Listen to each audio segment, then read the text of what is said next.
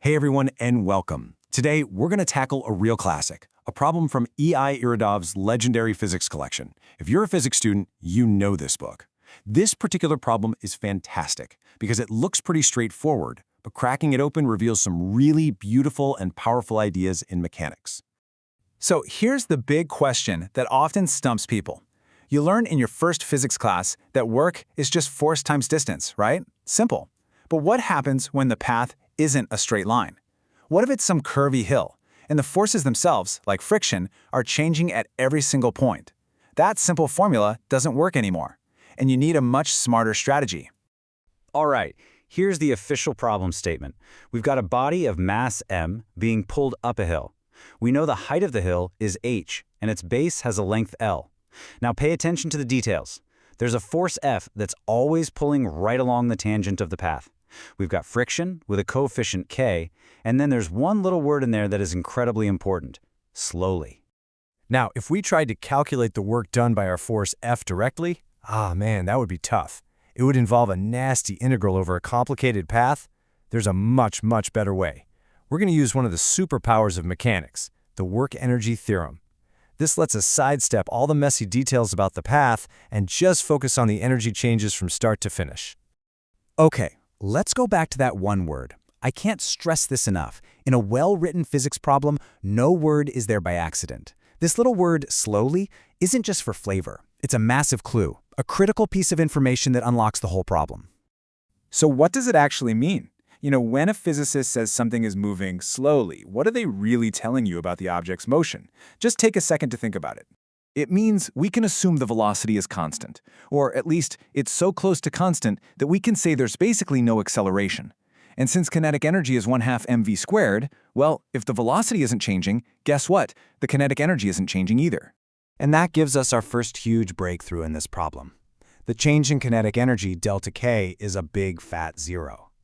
This makes the work-energy theorem incredibly simple and powerful. So our master equation just becomes W total equals 0. I like to think of this as our work budget. All the positive work being put into the system by the pulling force, and all the negative work being done by forces like gravity and friction, they all have to cancel each other out perfectly. The books have to balance. Okay, let's take a look at our budget. Who are the players here?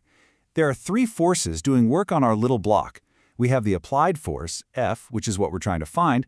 We have gravity, always pulling down, and we have friction, always trying to stop the motion. Our main goal is to figure out the work done by our applied force, WF. But since we know the total has to be 0, we can be clever. Instead of tackling the hard part head-on, let's figure out the work done by gravity and the work done by friction first. Once we have those, solving for our unknown becomes easy. All right, let's start chipping away at this. First up, gravity. Now, gravity is what we call a conservative force, and that's a fancy way of saying something really cool. Gravity doesn't care about the path you take. It only cares about where you start and where you end vertically. So for gravity, that whole curvy path doesn't matter one bit. All it sees is that the object went up by a vertical height h. And because we're moving against the force of gravity, the work done by gravity is negative. So the work done by gravity is simply negative mgh. Easy. 1 down, 2 to go. Okay, now for the main event, friction. This is the heart of the problem, and honestly, this is where a lot of people get stuck. The friction force depends on the normal force, right? But the normal force depends on how steep the hill is. Since the slope of our hill is changing everywhere, the friction force is changing everywhere too. That sounds like a real mess. So how do we deal with that? We use a classic trick from calculus. We're going to forget about the whole hill for a second and just zoom way in on one tiny, infinitesimally small piece of the path. If we zoom in far enough, that little curvy piece looks basically like a straight line with a constant slope. So let's build the equation for the work done by friction over just this tiny little segment. Let's call it dWFR. Well, work is force times distance, so it's the friction force times our tiny path length, ds. We know the friction force is the coefficient k times the normal force, n. On any slope with an angle theta, the normal force is mg times cosine theta. We put all that together, and we get this expression for the tiny bit of work done by friction. Now here's where we get to use a really neat little geometry trick. Take a look at our tiny path segment, ds. If we project that segment down onto the horizontal axis, we get a tiny little horizontal length. We'll call that dx. And if you just look at the simple trigonometry of that little triangle, you can see that dx is equal to ds times the cosine of the angle theta. And here is the magic moment. Do you see it? That term dx cosine theta is sitting right there in our messy equation for the work of friction. So we can just replace that entire chunk with the much simpler term dx. And just like that, poof, the angle theta, the thing that was changing everywhere and causing all our problems, has completely disappeared from the equation. This is the big aha moment. This result is just awesome.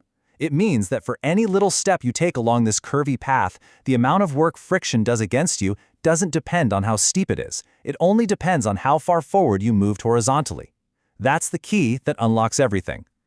So to get the total work done by friction for the entire trip up the hill, all we have to do is add up the work from all those tiny horizontal steps. And what happens when you add up all the little dx segments from the start to the finish? You just get the total length of the hill's base, which the problem tells us is L. So the total work done by friction is just negative kmgl. Beautiful. And that's it. We've done the hard work. We figured out the work done by gravity, and we just cracked the work done by friction. Now, all that's left is to go back to our work budget and find the final answer. So, here's our final balance sheet. The work from our applied force, WF, is still the unknown. We found the work from gravity is negative mgh. We just found the work from friction is negative kmgl. And the most important part, we know the grand total has to be 0. The last step is just some simple algebra to balance the budget. We have WF plus a negative mgh plus a negative kmgl all equals 0. To solve for WF, we just move the two negative terms over to the other side of the equation, and they become positive. And there it is, our final answer. The work done by the force is mgh plus kmgl. So the really big takeaway here isn't just that formula. It's the strategy we used. When a direct calculation looks impossible, step back and look for a bigger, more fundamental principle, like the work-energy theorem.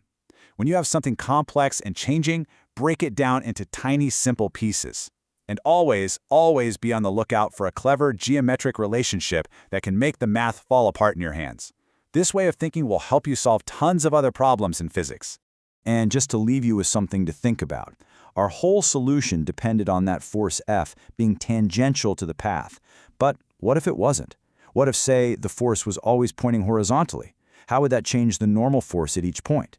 How would that affect the work done by friction? And ultimately, how would it change our final work budget?